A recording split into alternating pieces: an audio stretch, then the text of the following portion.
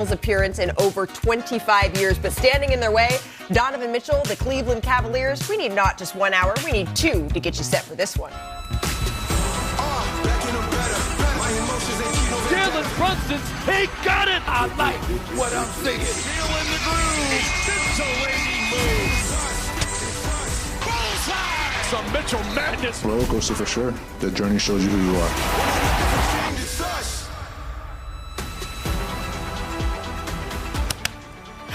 Oh, man, we can't wait. We are live from our New York studios, and this might as well be the Iman Shumpert Bowl. It's your series. Between the Cleveland Cavaliers, the New York Knicks. Iman Shumpert, of course, knows those two teams well, but he's not the only one who's got a ring. Danny Green, he had to show off and have 3 of them things. Another former Cav. There you go. Chinea Gumake, a #1 pick, and you and I are kind of just slumming over here on this side of the table. Brian Windhorst, Malika Andrews. We're here with you for the next 2 hours, and right now we are 5 hours away from Game 1 of the Eastern Conference Finals. I don't know about you, though. Has anyone recovered from what we saw last night in the West? It was a tremendous game. It's not often that the game that it lives up to the hype. This one did that. That photo. Aura. Was it Aura or what did you taught me? I didn't know what. Aura farming. Which one was it? Aura farming is like you kind of go searching for it. But this was just straight Aura. Let's take a listen to Wemby. He was watching this moment closely. I still got a lot to learn. I want to get that trophy, many times in my career.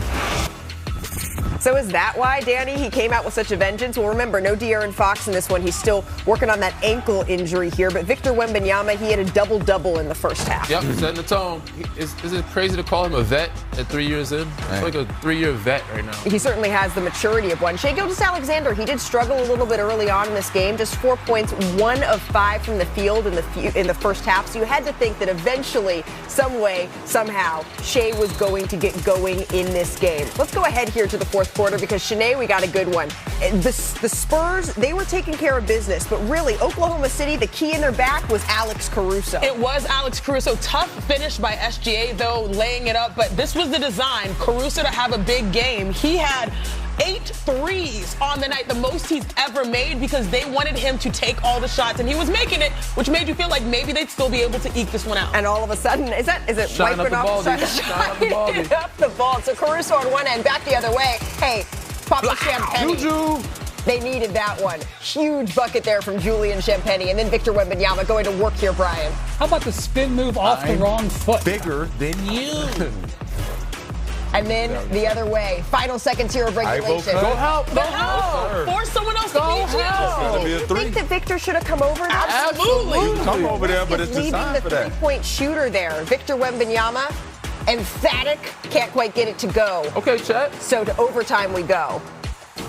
There are some plays I wish I were thinking more. Like I think it was the regulation last shot. I had an open look, on a way smaller defender, so I should have just taken it. All right, hindsight is 20/20, but good for us. Yeah. We get some more basketball Free here. basketball. Well, Alex Caruso said, no, we do not want the cameras in this huddle at this point. To overtime, it's all tied up.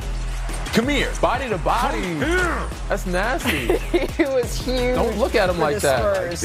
And then Shai gives it back up to Alex Caruso. 31 on the night. Put that headband on, boy. You mentioned it, 8 made threes, the most in any game of his By design. NBA career. And then the 2-man game. Turnovers were a problem here for San Antonio down the stretch. It's a good thing that they got Jada back and healthy. Yeah, absolutely. He was a game changer for them, especially when it comes to converting from one end to the other. 1-point game. Okay, SGA. Get on that rim. Now all of a sudden. Oh, here we go. Boy, the Spurs are in trouble, right? Here we go. That's what I thought. Is that Steph or is that Victor Wembanyama? Here's how it sounded on San Antonio Spurs radio. Castle to Wemby, rising deep 3. We win! Victor Wembanyama, 6 feet behind the line, ties the game at 108. De'Aaron Fox is hyped about that one. And did this, Brian, look familiar at all to you? It sure did, except for this time, Victor gets a 2-for-1. Steph couldn't even get a 2-for-1. By the way, that was the longest shot of Victor Wembanyama's career, and it wasn't particularly close, so why not? Double overtime we go here. Victor, little pump fake. Hey. And so that's the thing. Once he knocks down a three, He's a you threat. overreact, and then he gets downhill. Who can stop that? Nobody. Well, not Oklahoma City, certainly last night. Stop. Victor Wembanyama. Think about it. Mouse in the house. Caruso guarding him. Stop. Think about it. Oh, and this is when the San Antonio Spurs are really starting to feel it here. Once again. What are you going to do about this? Mouse in the house. Spin and pin. Just ducking in. Castle, loving it. He was huge for San Antonio in this game. J-Dub, Not trying to make J-Dub. something happen. Not Wemby J-Dub. says no. Victor Wembanyama and the Spurs go on the road. They get the Game 1 win. Here's Victor after the game. We as a team are ready to go in any environment, in any place, against anybody. And even though we still got a lot to learn, our effort should be over anybody else's. And tonight we were relentless. We want to win everything, and we have the chance to have people above us in the organization that know how to do that. So far, it looks like they've put the right people together to give us a chance, because right now we got a chance. We still got a lot to do, a lot to learn, a lot of trials to go through that we don't even know of. But we have a chance, and that's because they've built the team like this.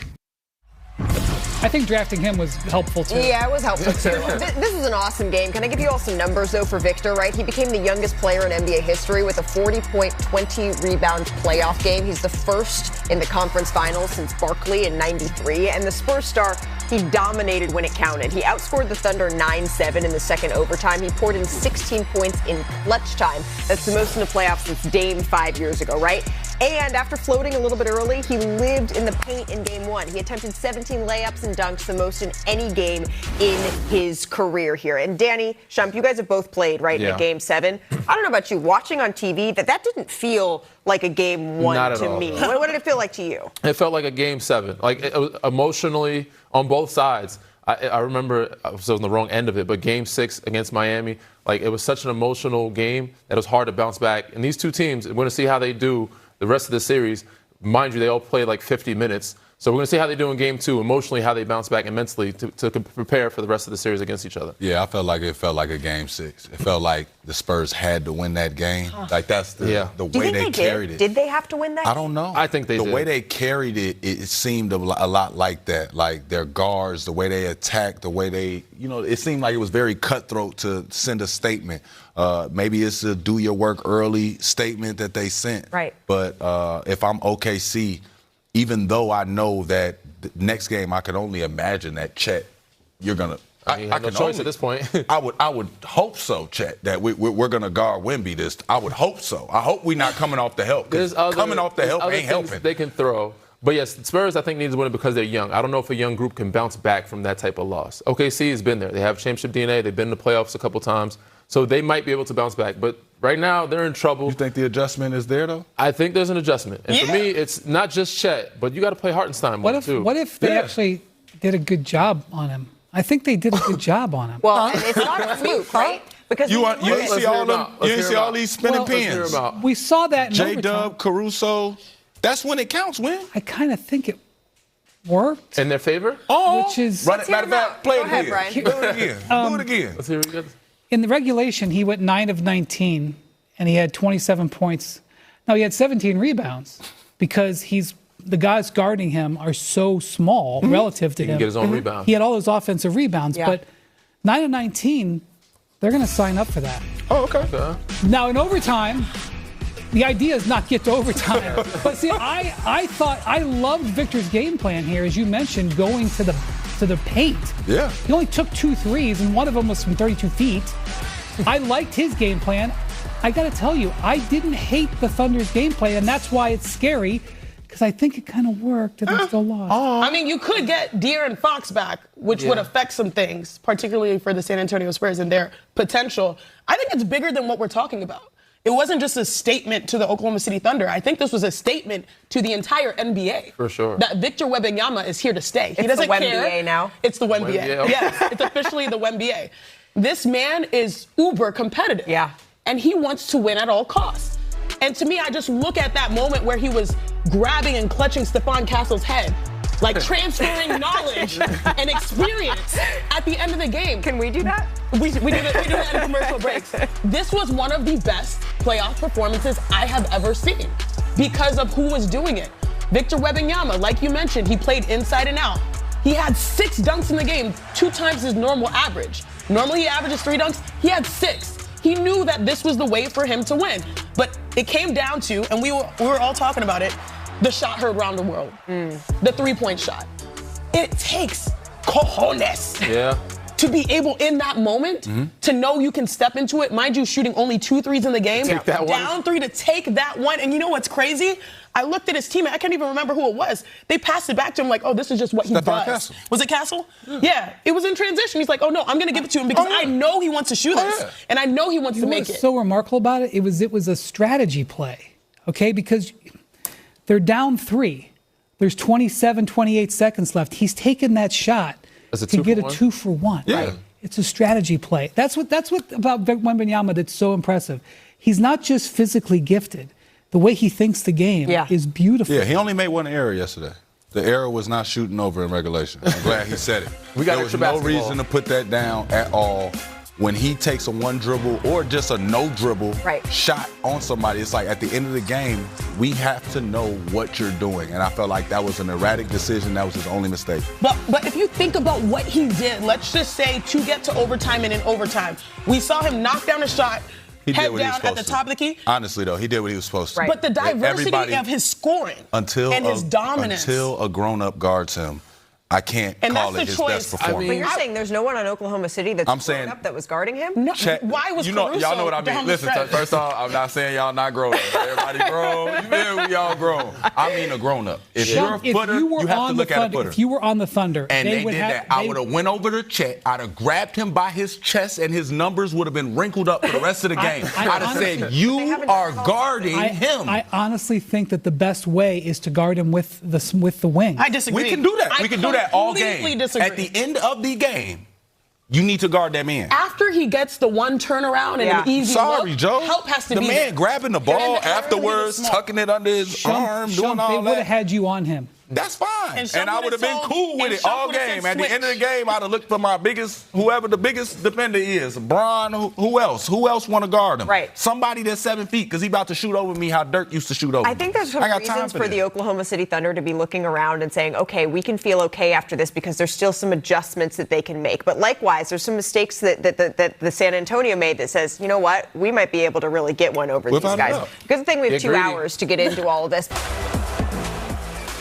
The New York Knicks, they will be facing Donovan Mitchell and the Cleveland Cavaliers. And it's hard not to be happy for Don. He's finally broken through. He's advanced to the conference finals. And it was a journey that took 9 years. It was 9 years in the making. And it's a path that had enough twists and turns to weave a very intricate web here. Because Donovan Mitchell, remember, he's never actually missed the playoffs. He started off on a really high note in 2018. He dropped 38 points in Game 6 against the Thunder. That's the 4th most in a series-clinching win by a rookie, trailing only Wilt, Kareem, and Magic. That's pretty dang good company. But then the disappointment came, of course, right? He blew a 3-1 lead in 2020 in the bubble to the Denver Nuggets, and then a 2-0 lead the following year to that shorthanded Clippers team. And you can see the frustration here on Donovan Mitchell's face. But now, all of that's changed. He's finally reached the stage, and he has the most career postseason points entering his first conference finals appearance in NBA history.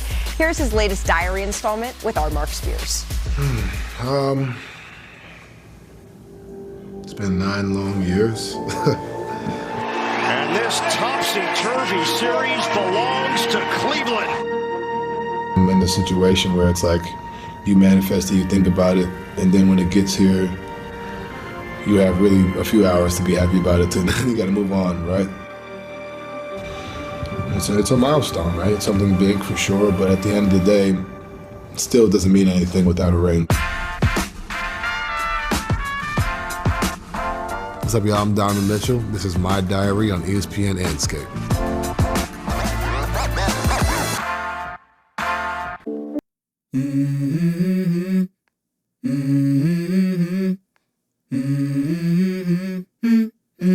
Let's go. I wake up to a little bit of drool on my pillow, feel like it's gonna be a bad day. Yeah, I'm tired of shit, and the coffee ain't hit yet, damn, ain't that great. I don't wanna go to work, cause my boss is a jerk, and I'm not even that paid. I need a change in my life, cause I don't feel alive, and there's nothing that makes me happy. Hold my beer for a minute, I'm about to quit my job, cash in for a ticket. I'm going on a trip, and I don't plan to visit. I'm gonna stay there till I feel like I'm winning, and this is just the beginning. I need a big change, help me feel like living. I need a big swing, home runs I'm hitting, and I'll never look back, moving on till I get it all. And we all got dreams, we all want things, but what you gonna do for it? How you gonna move for it? What you gonna be? And do you believe you can do anything? But what you gonna do for it? How you gonna move for it? What you gonna be?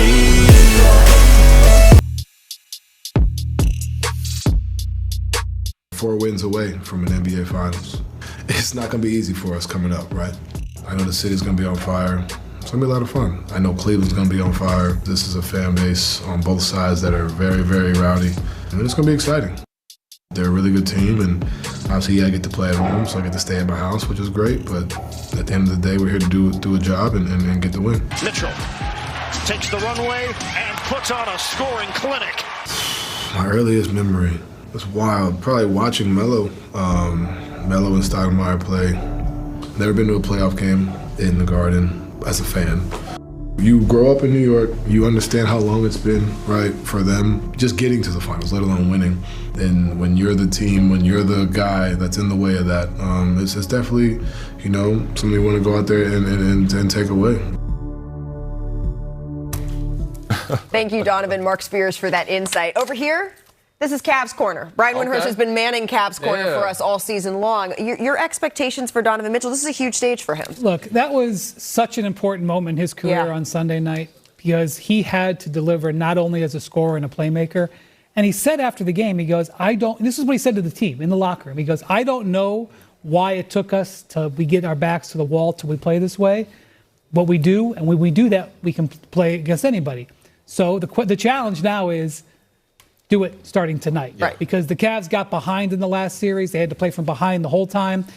The Knicks are too good. They will not blow a 2-0 lead like the Pistons did. But what's the version of Donovan Mitchell that this Cleveland team needs him to be? Because New York is playing incredible basketball. Yeah, I mean, you expect James to be a facilitator, but Don has to be that too. He has to be a true point guard and scorer, how he started out the game in Game 7. Yeah. He got Jared Allen going. He got Evan Mobley going. Sam Merrill. Like, those guys joined the party because I think prior to that game, he had maybe 3 or 4 total assists. He had that in the first 5 minutes of the first quarter. 8 assists, 0 turnovers so in that game. Being that floor general, reading the defense, getting guys involved, also scoring, you're going to need that. And hopefully, again, the other guys pick up the slack, and then James can, do his thing with the less pressure on him. So you need him to be that floor general. Yeah, I liked him coming out early, coming out aggressive. Donovan Mitchell getting off to the races like that helps everybody. And I think him starting it off with the pass, it did take him a while to figure it out, but it's like, they weren't playing you for that. Everybody thought that you were hell-bent on scoring. Yeah, I wouldn't have game planned for Donovan Mitchell coming out here to distribute the basketball. It's just not in the cards for anybody. So for him to go out there and do that, to change the way you have to guard him, because in playoff series, a lot of times we can almost pinpoint it and say he's going to get the first 2 plays called for him. This is how we're going to tilt. This is how we're going to load up. Being able to take that away from him with 2 quick passes, 3 quick passes, and then open up the floodgates to score the ball in a number of ways, I think it really helps. Between Don and James, that has to be an either-or situation. And I think oftentimes we talk about them scoring, like how many points does James have? Is he showing up? Or when is Don going to have another huge 30-plus point second half? It's about them facilitating.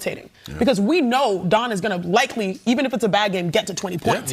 But the impact is when he was able to make sure and fill in those holes for James Harden and distribute. And this team, if they're going to have any chance, it's not just Don. It's truly their bigs. For sure. I think their bigs are the ones that dictate, because when their bigs play with force, they win.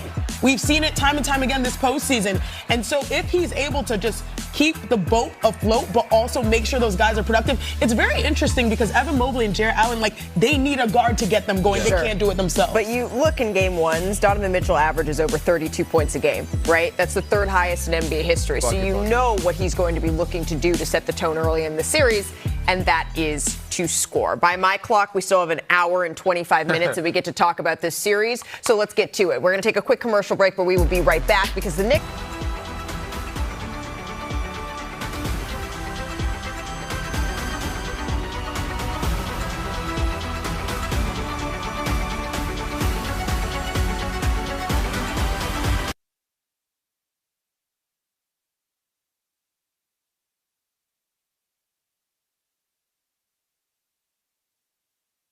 And we are here getting ready for the Eastern Conference Finals. You guys see that price tag?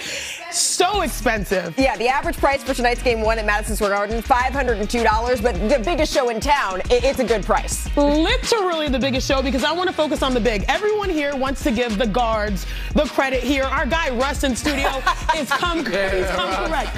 Rocking Jalen Brunson. But again, it's the biggest show. You can leave because this is big only here. Karl Anthony Towns is truly the X factor. I want you guys to see these numbers because he's currently in the postseason averaging 6.6 assists, which is more than his past 3 seasons combined. He is having a renaissance. He is being revitalized. He is the hub of New York. If they're trying to get to the NBA Finals, it will literally come down to the ball being in his hands. And let me show you this area of improvement. There's a 2-man action here. He's palming the ball, and look at it. He throws a nice little over-the-top pass because the paint is wide open. He's not even trying to settle the score. He's on one-on-one single coverage. Instead, he's getting his teammates going. Most importantly, the teammate being the hero, right? Jalen Brunson. Here, just making a right read. Slow on the step out, slow to try to get out to Brunson's shot. You know what happens here? He's going to attack. He's so good. Big body Brunson creating contact. And last but not least, I just love how Cat, again, is not settling. He's on the perimeter, one-on-one. He could look to score. He could look to attack. He can shoot threes. Most people here would just attack the lane. Instead, he finds OG Anunoby. Him spreading the wealth has been so crucial for them because it allows guys like OG, Mikal Bridges, Jalen Brunson, Josh Hart and company to truly cook. And last but not least, look at what the Knicks are shooting. Wow. When he passes the ball, 73%.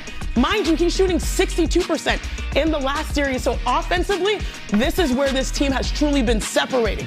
Cat on the attack, Malik. Yeah, Karl Anthony Towns has been a huge difference maker, Chene, in this series. As we say hello to Vince Goodwill, his Hennessy-tinted glasses. Yeah. Boy, shaded up. Vince has been, if you can't tell by the drip, he's been covering the New York Knicks for us over the course of this postseason. And you just wrote a story about exactly what Chene is talking about. Cat as the hub of the offense. What's that unlocked for New York? Everything. Yeah. I think when you take the pressure off of Jalen Brunson, and there's been this sort of uneasy balance between Karl Anthony Towns and Mike Brown this season because his numbers have not been as plentiful as they were under Tom Thibodeau. In that film session between games 3 and 4 against the Atlanta Hawks after the Knicks go down 2-1 and panic was widespread, Mike Brown basically challenged him in his own way and said, hey, what are you doing? If you want the ball, go get the ball. And now we've seen Karl Anthony Towns play like Draymond Green, play like Domantas Sabonis, players who have played under Mike Brown. He's just a more diverse offensive player than everybody that we've seen. And now you're seeing this lethal Shump 2-man game between Jalen Brunson and Karl Anthony Towns. This is what we always wanted. We knew that at the end of games, the Knicks do a great job of being in the game, whether that's within 6 plus or negative. But what we couldn't see with them turning the corner is how can y'all do that slugfest going into that timeout where the other team has to call the timeout because we know what's happening, but there's no real adjustment to make. We got to throw something out of left field at them because it's like we can't deal with this. Now you have it to where you can put Karl Anthony Towns into the little cat scan. That's what I'm going to call it. That's the cat scan. When he sit up top right there and there he get 2 cutters going off and he can wait on that late pass, he's just looking for the mistake to get made. And I think the more he's done that this season, especially with the playoff, you've watched Jalen Brunson not only be a great cutter, but a great screener. He's been able to set back screens. He's been able to get guys going, but that forces people to be in action, and that gives you a closeout with Jalen Brunson at the end of the game. I don't think a lot of people could deal with that. Yeah, I mean, it's something that the fans wanted, obviously former Knicks wanted, but it's what they needed. It's what Cat needed because I think they were losing him at one point. And this might have been a situation where we might have been trading Cat. But this opened up the door not only for Cat, but other guys reaping the benefits, like Mikal Bridges. He's getting more looks. Everybody else is getting rhythm. Cat's feeling more involved in the offense, even though it's not for scoring. But this is what he needed. It's what the team needed, and it is playing unbelievable basketball since then. We were asking if Mikal Bridges was going to get benched after a scoreless game 3. He looked pretty unhappy. He's woken up from that basically off of passes and offense from Karl Anthony Towns. He's been the best facilitator on this team. Right, but now the question becomes for the Cavaliers, how do they slow down Karl Anthony Towns? Well, the first thing they got to do is not turn the ball over because the Cavs' defense in the playoffs is just, it ranks 8th out of the playoffs. Up and down. Okay, they are of the teams that are still alive, the Cavs have the weakest defense. The Knicks have a very strong offense, as we saw. Obviously, the Knicks are going to want to attack that. The Cavs have to make them go into the half court. Cat is killing teams in the half court, but in the half court, the Cavs have some weapons. in transition, the Cavs are getting toasted. So the first thing you got to do is make the Knicks actually use that offense of going to Cat and let Jared Allen and Evan Mobley and Dean Wade, they're guys who have good size and can defend, give them a fighting chance against Cat. The second thing they have to do is control Jalen Brunson.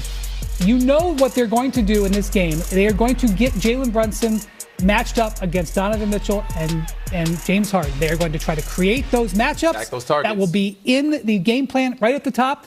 They need to hold their own and stay out of foul trouble because Jalen Brunson draws fouls. So those are two really important things for the Cavs to stay in the series. Don't forget, also in the last 5 minutes of the game, it gets close. You know they're going to go Jalen Brunson, spread ISO. They can still go and use that. They just haven't had to because these games have been blowouts. They have not been tested. If there's a question about the Knicks, Shump, the Knicks have not been tested while the Cavs have played nothing but stress-filled games for the past 2.5 weeks. And this is the first time, though, that you're going to watch at the end of the game, Jalen Brunson might just have a ton of energy because he hasn't been burning it all game using 20 to 25 dribbles on a possession. That's what makes it so But they're going to make him work on defense, too. You got James Harden and without a doubt. They're going to both teams are going to be hunting each other. Lace your shoes up tight.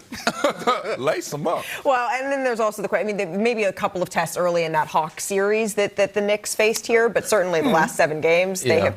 Shump goes, walking around, though, New York City, I don't know about you guys, it has been orange and blue skies. So we asked our producers for some help here. They cooked up the best plays of the Knicks season. So why don't we just take a little trip down memory lane here, starting it off, Shump, with some top posters. This is against the Rockets. Hey! Karl Anthony Towns. What you doing down there? Poor Jabari. Throwing it down with one hand. Ooh. Don't talk to me dirty. And then against the Pacers, OG Anunoby. Excuse OG. And it looks like OG Brian's going to be back here for game 1. Yeah, he's probable. I would expect him to get big minutes if he's going to go. The 76ers, Mitch Robinson. Watch your head. Hey! Way upstairs. That's Joel Embiid. He slammed it on. Hey! Up in the attic. Oh, Joel, you got to fix your face. Fix your face if you're going to be in the photo. How about some Karl Anthony Towns dimes? May I offer you one against the Hawks here? Cat gets the offensive board. You know he keeps change in his pocket. That's dime, baby. I'm just looking for the mistake. I see a problem. Let me fix that. Oh, baby. And then Cat, trapped in the corner. This was a tough one right here. You know how he got this. You thought he was trapped. You thought he was trapped. Swung it over to I love how he walks off. Underhand. He do the walk off. He totally does. And then against the Raptors, Cat comes in, grabs the board. The rebound. Attitude. Now walk off. So magic. All right, let's jump to some Knicks' most memorable moments here. This is game 4 against the 76ers. Brunson, he scored 5 points in 7 Oh, my God. You see Mortal Kombat yet? That's footwork. The new movie is Gotta out. send him to the screen. 5 I'm not done. I'm in not done. 7 seconds. Honestly, I would need a timeout after that play. Yeah, and then against the Pacers, Brunson gets to a spot. That's a game winner, by the way. Clutch player of the year. Another clutch shot by Jalen Brunson. VLs And then against the Celtics, this is Josh Hart. Josh Hart dribble. hit not 1, but 2 clutch threes 2 of those then. to lead to the Knicks' victory here. So the Knicks have had some impressive moments. They're hoping to add to that collection tonight. Vince, thank you for the insight. Coming up, though. Point lead. At the end of the basket, lays it up and in. Tie game at 101. We go overtime. Gilgis Alexander gets inside. Brings it down. Wemby's going to pull a deep 3. Oh, again we go to double overtime. Wemby beat him inside, threw it down. And the San Antonio Spurs on an epic night from their superstar. The Spurs take game 1. So what do y'all think? Game of the year? Yes. Absolutely. Game of the year. All right, well, Wemby and the Spurs, they certainly gave OKC all they could handle. But, Sinead, there's a trend here, right? Wide open Jalen Williams. Yep. Misses a 3, right? See Webby? Anybody but SGA is the trend. Misses a 3. How about Aaron Wiggins? Look at the double team, kick out, bye-bye, Misses good the 3. opportunity. So OKC was 5 of 17 on uncontested threes in the first half here. So listen to Mark Daigneault on Wemby's defense and what he was able to do to this Thunder team. And we're going to have to figure that out. You know, like they're good schematically. They obviously have a lot of tools with the point of attack defenders, and with Wembanyama, there's a reason they are where they are. So Dagenhall trying to think of ways to kind of counter Wemby here, Shanae. I mean, it's going to be an infinite amount of ways because it's not easy to counter that guy. So in the fourth quarter, OKC struggled to deal with Wemby defensively, right? Wemby fakes on the jumper, gives it up to Dylan Harper. Chet, that can't happen. That Both was can't happen. unacceptable with Chet. That was unacceptable. Wemby attacking the mismatch. This is the Embiid, the Jokic. Get him at the top of the key where the double team can't come, and that's where he finishes. Really no answer here for Wemby. All right, but Wemby outscored OKC by himself in the second overtime period as well. Wemby had 9 points. The Thunder had 7, right? But then attacking inside. 22 seconds left. J-Dub drives. Just gets swatted out of the way by Wemby. So, Not Jake. all hail the victor. Game 1 goes to San Antonio. But let's take a closer look here because the Thunder, they've struggled against the Spurs all season, right? They dropped to 1-5 after their Game 1 loss. That's despite going 71-14 the rest of the way against the rest of the league. So let's say howdy to our friend, in some parts he's called Bam McMahon. On here we just call him Tim McMahon. You're at OKC. You're covering the Spurs and Thunder for us. Tim, you had a front row seat to that incredible defense we saw on SGA by the Spurs. So what is SGA's mindset? He shot 7 of 23 from the field in Game 1. How does he respond? Howdy, Malika. Look, SGA held up that MVP trophy during the pregame ceremony. He holds himself to that standards. He put it real plain and simple. I've got to be better, especially against a team of this caliber. And it's a lot easier said than done. Victor Wembanyama deserves a ton of credit for SGA's struggles, in addition to the point of attack defenders, but especially with Wemby. SGA says attacking him, you have to be smart, you have to be patient, but you also have to be aggressive. You can't be timid. You can't go in there scared. That's when, as he said, the Spurs are really able to put a stranglehold on the game. So they're trying to figure out pathways to create cracks for him, how to attack him. But again, you have to be aggressive. You have to. He has to play his game and not allow Wemby to dictate. Right, but this isn't the first time, right, that Oklahoma City has lost a Game 1, even at home, right? I'm thinking the Nuggets, right? They stole the first game of the conference semifinals, and then the Pacers in Game 1 of the finals last year. What can they draw maybe even from those experiences to try to even up this series? Yeah, they're not comfortable in this situation, but they are confident. It is familiar territory. And this team takes a ton of pride in, as Mark Dagenhall said, its ability to problem solve throughout the course of a playoff series. Now, obviously, look, the Spurs and Wemby present different levels of problems. But again, they believe they get better throughout the course of a series. They believe, you get stuff on film, they can figure things out. And a big part of that is Shai Gilgeous-Alexander's proven himself in this department. You mentioned Game 1 loss to the Nuggets, Game 1 loss to the Pacers. In both of those Game 2s after that, he had 34 points, 8 assists, was extremely efficient, and led OKC to win. So they've been there, they've done that. Now they've got to do it against a 62-win Spurs team with a talent unlike anything that we've seen before. Not comfortable, but confident in this situation. I like that. Tim McMahon, thank you very much. We're going to be seeing you soon because this series is going to continue. I have a feeling to be a good one. It's kind of wild to call a Game 2 a must-win, but when you look at the numbers, if a team loses their first 2 games at home, they've only gone on a 5-33 all-time series record after that. This is, of course, best of 7 series. So, Danny, when you're looking at one thing that needs to change here for Oklahoma City, where are you starting? I'm starting with Wemby. You got to find a way to keep him away from the basket. He's getting offensive rebounds, putbacks, dunks. He outscored them because he had dunks and layups. And he only shot 2 threes. It's easier said than done. Not everybody can do it. Some people can coach it. But, I know people are against putting big men on him, but you got to put a bigger body on him at times. Would you put Chet on him? That's what I would put Chet on him some, but, again, you don't want to put somebody – you want to put somebody that wants to be on him. I don't know if Chet wants to guard him. I think Chet rather be weak side and block shots. So you saying Chet's scared? I'm not saying that. I'm just saying he'd rather be weak side. I wouldn't mind putting the small on him, putting Hartenstein on him some, and then Chet in doses. Mix it up. You can't give any superstar a steady diet of anything. Yeah. So I'm thinking of the guards did a great job on him on the most part, but it's a second chance rebounds, and that's because he's so close to the rim.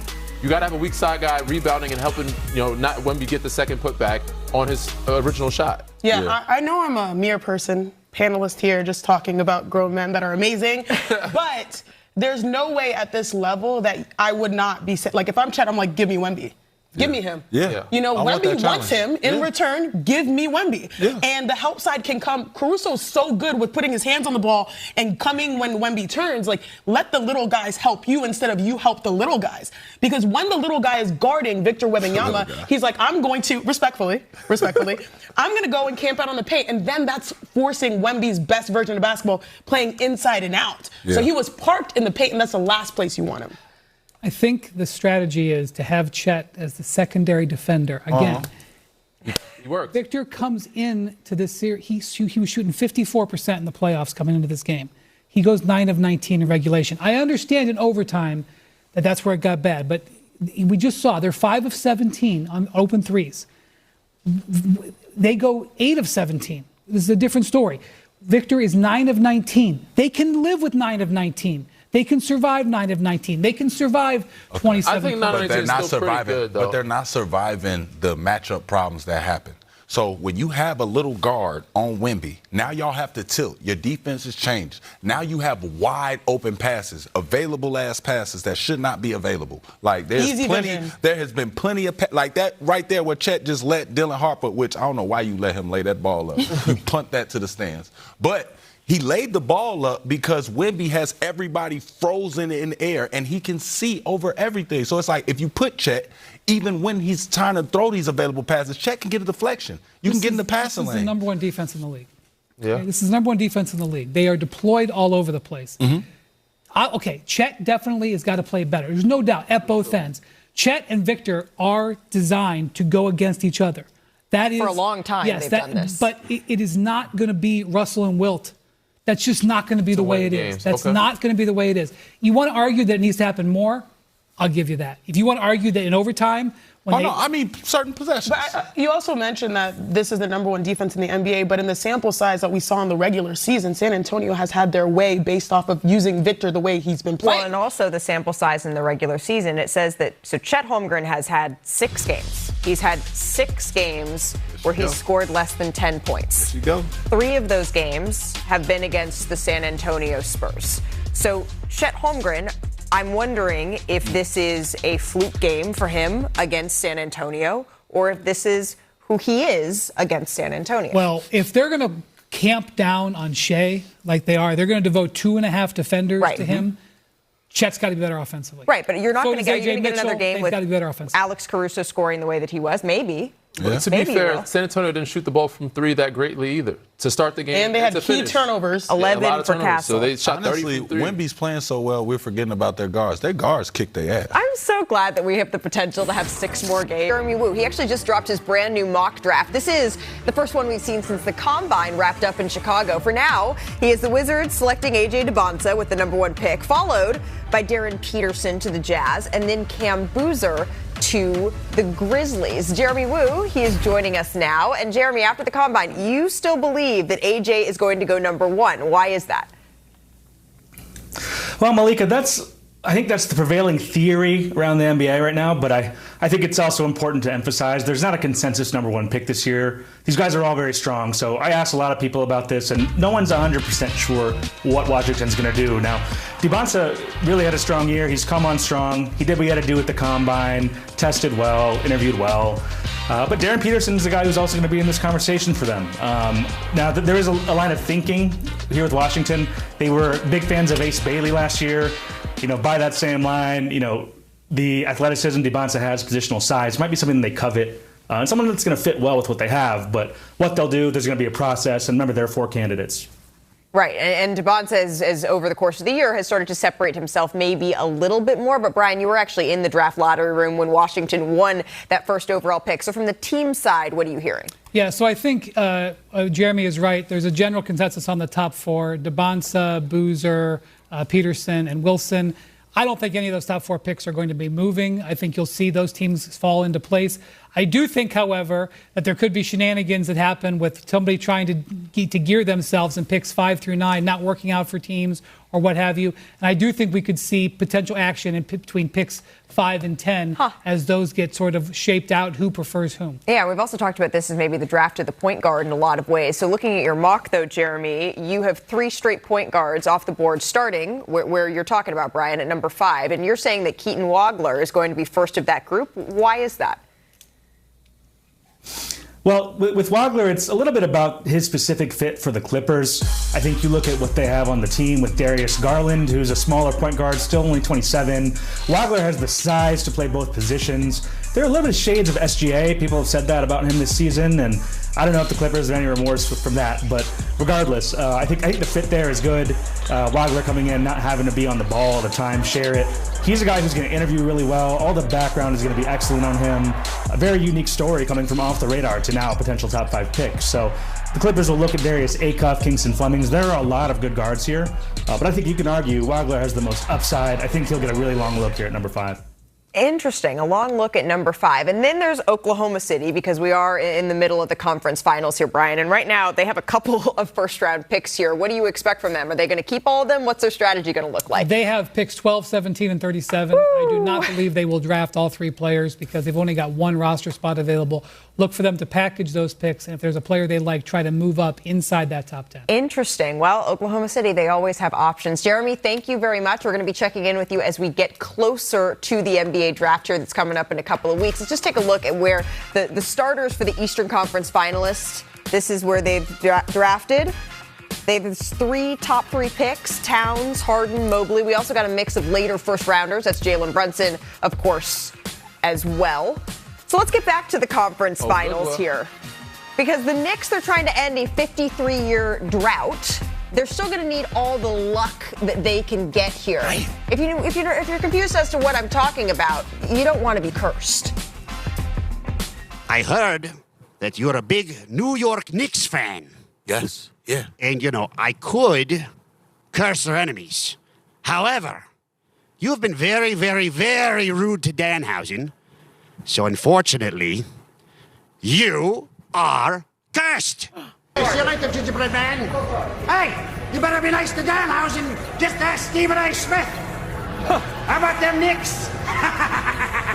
All right, Al. I guess I've been paid, so the New York Knicks, I guess you could be uncursed temporarily until I decide otherwise. Temporary truce of some sort. So they are uncursed for now, unless Stephen A. Smith makes me mad again. A temporary truce, and look who's here.